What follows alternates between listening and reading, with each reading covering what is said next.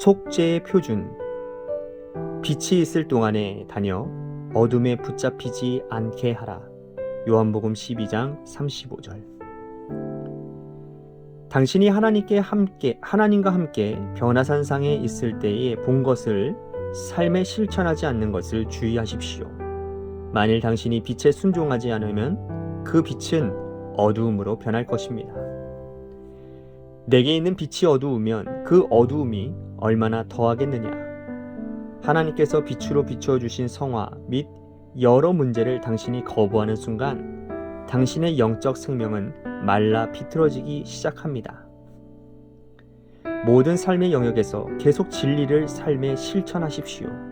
그렇지 않으면 당신이 받은 바로 그 빛이 저주가 될 것입니다. 가장 다루기 힘든 사람은 과거의 영적 경험에 잘난 척하며 만족하지만 현실적인 삶에서는 그 경험대로 살지 않는 사람입니다. 만일 당신이 스스로 성화되었다고 말한다면 그 증거를 보이십시오.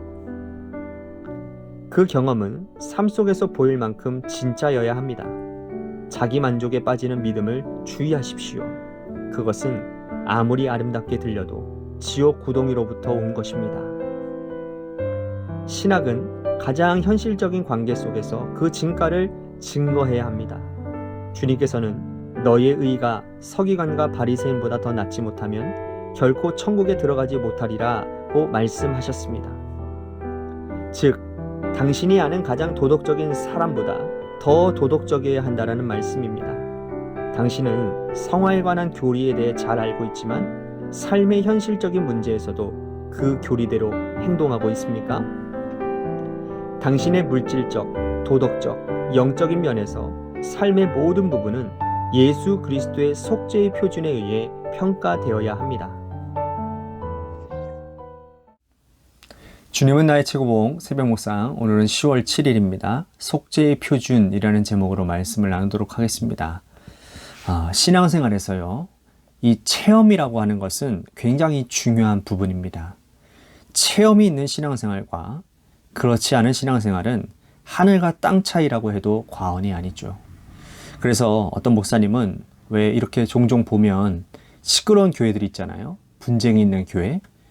그런 교회에서 문제를 일으키는 사람들 가운데 많은 퍼센테이지가 체험이 없기 때문이라고까지 말을 합니다.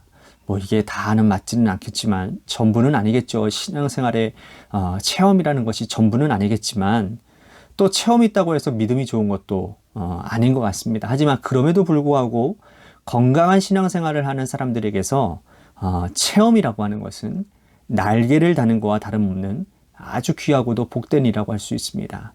여러분들은 개인적으로 어떤 체험이 있으신가요? 그런데 여러분, 하나님께서 체험을 허락하시면요, 그 체험을 통해 삶에 계속해서 진리를 실천하기 위함이라고 챔버스는 말을 합니다.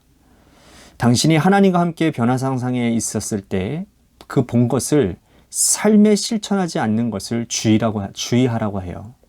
그러면서 하나님께서 빛으로 비춰주신 성화 및 여러 문제를 당신이 거부하는 순간 당신의 영적인 생명은 말라 비틀어져 버리기 시작한다라고 말을 합니다.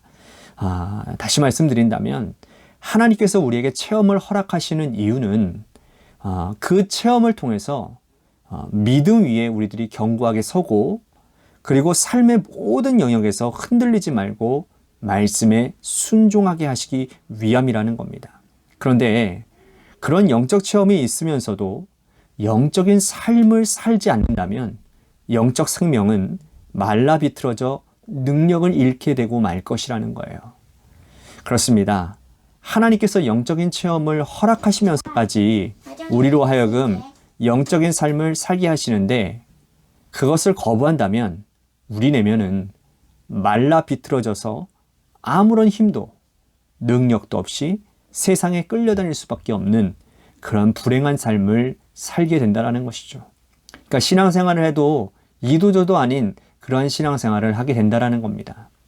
뿐만 아니라 과거에 체험이 있다고 해서 그것만 자랑하고 잘난 척한다면, 그러면서도 첼버스의 표현대로 그 경험대로 살지 않는다면 그 사람은 정말 다루기 힘든 영적인 문제가 될 것이라는 겁니다. 체험은 자랑하라고 주신 게 아니에요. 하나님께서 허락하신 체험을 진짜 믿음의 사람은 그것을 자랑하며 잘난 척하는 것이 아니라 삶에서 믿음으로 살아내는 사람입니다. 여러분들 생각해 보십시오. 영적인 체험을 했다라는 것은 하나님께서 살아계심을 의미하는 겁니다. 하나님께서 살아계시니 당연히 심판도 있겠죠? 심판이 있으면 그 이후의 삶은 천국 아니면 지옥으로 나뉘어지게 될 것입니다. 그렇다면 우리가 어떤 삶을 살아야 마땅하겠습니까? 천국을 소유한 자답게, 하나님의 자녀답게 믿음의 삶을 살아야 되지 않겠습니까?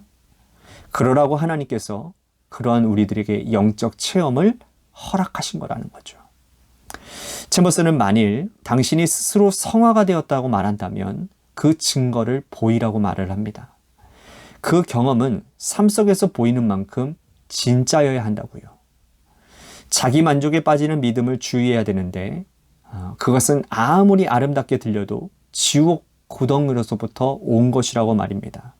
그렇습니다. 신앙생활은 말 그대로 삶에서 드러나는 겁니다. 은혜 받음도 영적인 체험도 모두 삶에서 드러나지 않는다면 그것은 빛 좋은 개살구와 똑같다고 할 수 있습니다. 허상이다 그 말이라는 거죠. 신학은 가장 현실적인 관계 속에서 그 진가를 증거해야 된다고 챔버스는 말을 합니다. 삶에서 나타나지 않는 신학은 가짜라는 말이라는 거죠. 마태복음 5장 20절에 주님이 이런 말씀을 하시죠. 너희의 의가 서기관과 바리새인보다 더 낫지 못하면 결국 천국에 들어가지 못한다. 여러분, 이 말씀이 우리의 의로 천국에 들어간다라는 말씀입니까? 아니죠. 천국은 전적인 주님의 은혜로 가는 곳입니다.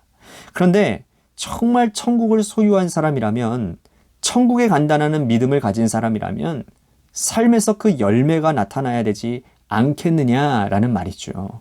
그리고 그 열매는 자기 의를 주장하는 사람보다 더 나으면 나았지 그것보다 못해서는 안 된다라는 거예요. 챔버스는 이 말씀이 당신이 아는 가장 도덕적인 사람보다 더 도덕적이어야 한다라는 그런 말씀이라는 거예요. 그러면서 우리들에게 이런 질문을 합니다. 당신은 성화에 관한 교리에 대해서 잘 알고 있지만 삶의 현실적인 문제에서도 그 교리대로 행동하고 있냐고요. 말씀을 아는 만큼 삶에서 순종하고 살고 있느냐라는 말입니다. 마태복음 7장에 보면 주님께서 그런 말씀하시지 않습니까? 나더러 주여 주여 하는 자마다 다 천국에 들어가는 것이 아니라 오직 내 뜻대로 행하는 자라야만 천국에 들어간다고요. 말씀을 아는 것이 중요한 것이 아니라 그 말씀대로 사는 것이 중요하다는 말입니다. 말씀을 진짜 안다면, 그리고 그 말씀을 진짜 믿는다면 당연히 삶에서 열매로 나타나야 합니다. 그것이 하나님을 진짜 믿는, 그리고 하나님께서 허락하신 영적 체험을 한 사람의 삶의 모습이라는 거예요. 챔버스는 묵상을 마치면서 이러한 중요한 말을 합니다. 당신의 물질적, 도덕적, 영적인 면에서 삶의 모든 부분은 예수 그리스도의 속죄의 표준에 의해 평가되어야 한다고요. 그렇습니다. 행함이 없는 믿음은 가짜입니다. 진짜 믿음을 갖고 있다면 우리의 삶은 하나님의 말씀대로 순종하며 삶에서 그 믿음을 드러내야 합니다. 여러분 어떻습니까? 주님의 말씀의 기준으로 비추어 볼 때에 행함이 있는 그런 믿음을 가지고 있으십니까? 바라기는 여러분들의 믿음이 행함이 있는 믿음, 말씀에 순종하는 믿음, 체험을 삶으로 드러내는 믿음이기를 소망하겠습니다. 그래서 주님 앞에 서는 날 주님께 인정받고 칭찬받는 참된 믿음의 소유자들이 모두 되시기를 주님의 이름으로 간절히 축복하겠습니다. 아멘.